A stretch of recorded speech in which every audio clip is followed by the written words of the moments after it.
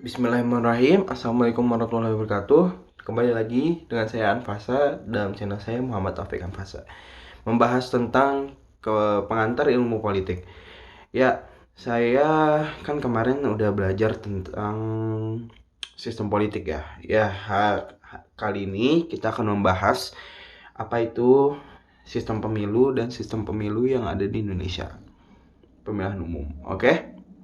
Jadi, sesuai teori demokrasi klasik, pemilu adalah sebuah transmission of wealth. Sehingga kekuasaan yang berasal dari rakyat bisa bergeser menjadi kekuasaan negara yang kemudian berubah bentuk menjadi wewenang pemerintah untuk melaksanakan pemerintahan dan memimpin rakyat. Berikut adalah pendapat ahli tentang pemilihan umum. Ya, yang pertama, Muhkus Nardi dan Harmali Ibrahim. Pemilihan umum merupakan sebuah cara untuk memilih wakil-wakil rakyat.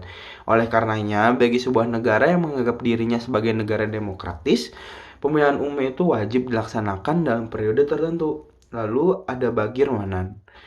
Dia menyatakan bahwa pemilihan umum yang diselenggarakan pada periode 5 tahun sekali adalah saat ataupun momentum memperlihatkan secara langsung dan nyata pemerintahan oleh rakyat. Ketika pemilihan umum itulah semua calon yang bermimpi duduk sebagai penyelenggara negara dan juga pemerintahan bergantung sepenuhnya pada kehendak atau keinginan rakyatnya.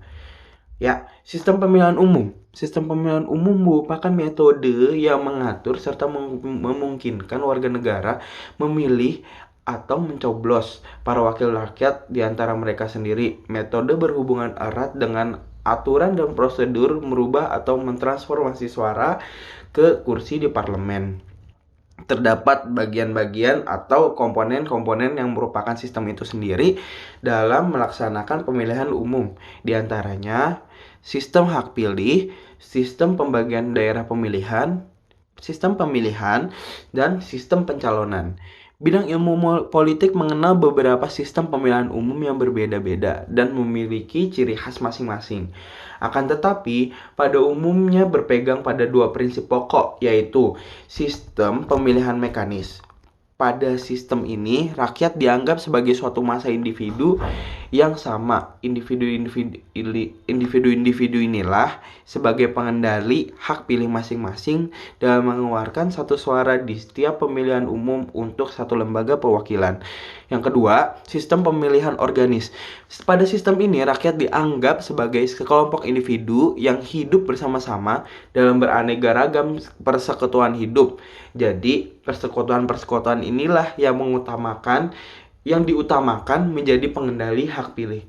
Lalu, ada sistem pemilihan umum kita akan melihat sistem pemilihan umum yang ada di Indonesia.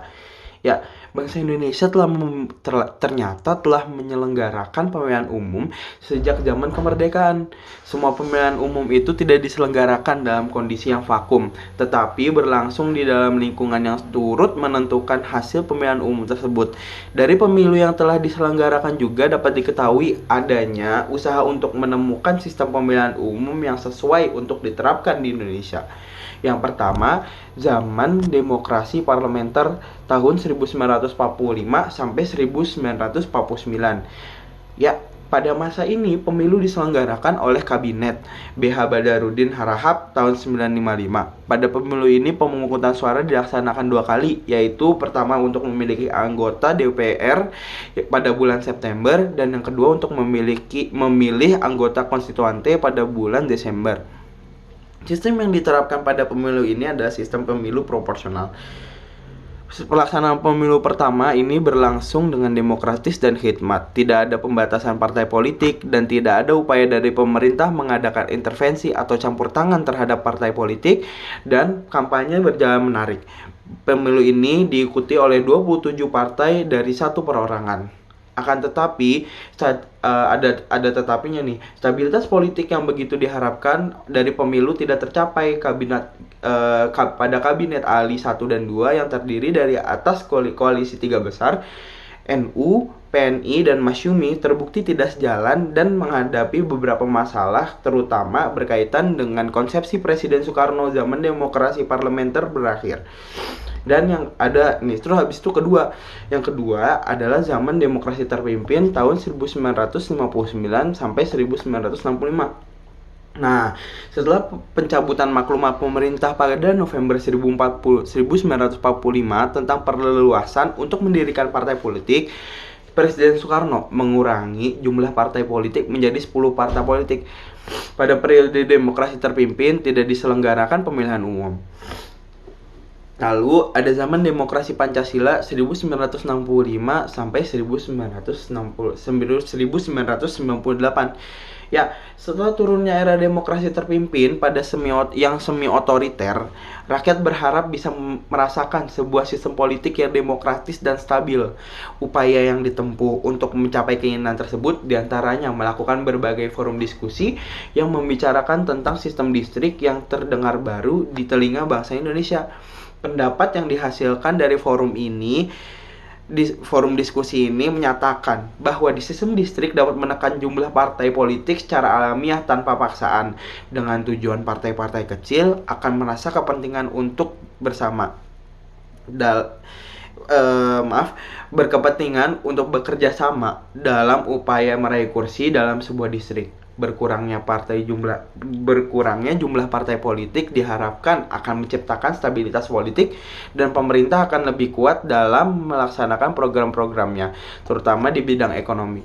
Karena gagal menyederhanakan jumlah partai politik lewat sistem pemilihan umum, Presiden Soeharto melakukan beberapa tindakan untuk menguasai kehidupan kepartaian. Tindakan pertama yang dijalankan adalah mengadakan fusi atau penggabungan di antara partai politik, mengelompokkan partai-partai menjadi 3 golongan, yakni Golkar, yang kuning-kuning itu loh, golongan nasional atau PDI yang bisa kita tahu sekarang, dan golongan spiritual P3 yang gambarnya Ka'bah. Pemilu tahun 1977 diadakan dengan menyertakan 3 partai dan hasil perolehan suara terbanyak selalu diraih oleh Golkar.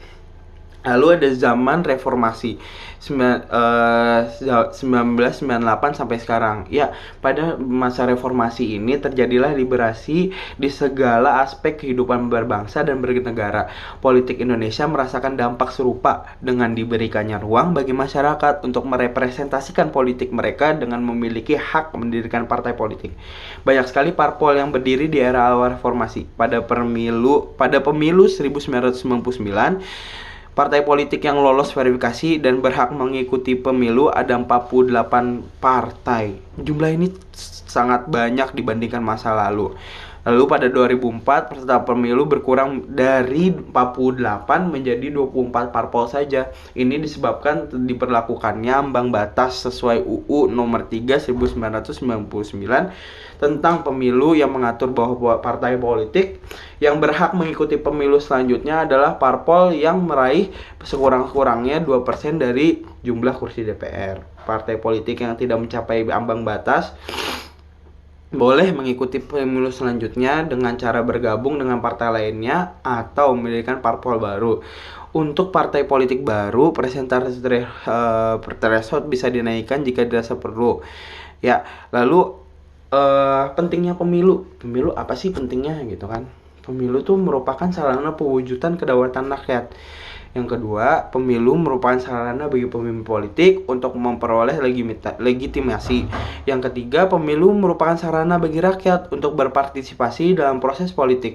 Yang keempat, pemilu merupakan sarana untuk melakukan penggantian pemimpin secara konstitusional. Ya, berikut adalah asas-asas pemilu yang akan saya bahas lagi. Ya, yang pertama adalah langsung berarti masyarakat memilih secara langsung dalam pemilihan umum sesuai dengan keinginan diri sendiri tanpa ada perantara. 2. Umum berarti pemilihan umum berlaku untuk seluruh warga negara yang memenuhi persyaratan tanpa membeda-bedakan agama, suku, ras, jenis kelamin, golongan pekerjaan, daerah, dan status sosial yang lain.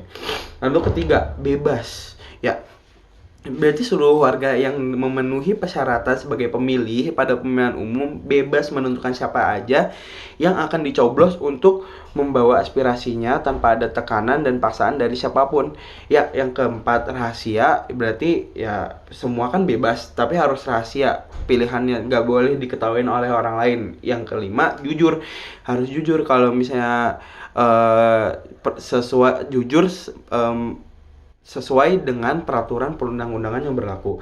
Yang keenam, adil. Yang terakhir, berarti dalam pelaksanaan pemilu ini setiap pemilih dan peserta pemilihan umum dapat perlakuan yang sama serta bebas dari kecurangan dari pihak manapun. Ya, mungkin cukup sekian. Kalau misalnya ada kurang dan salahnya mohon dimaafkan. Jangan lupa komen dan subscribe dan like. Kalau misalnya mau tanya-tanya bisa aja langsung komen di bawah. 1 jam pertama akan saya 1 hari pertama saya akan balas. Oke, dah.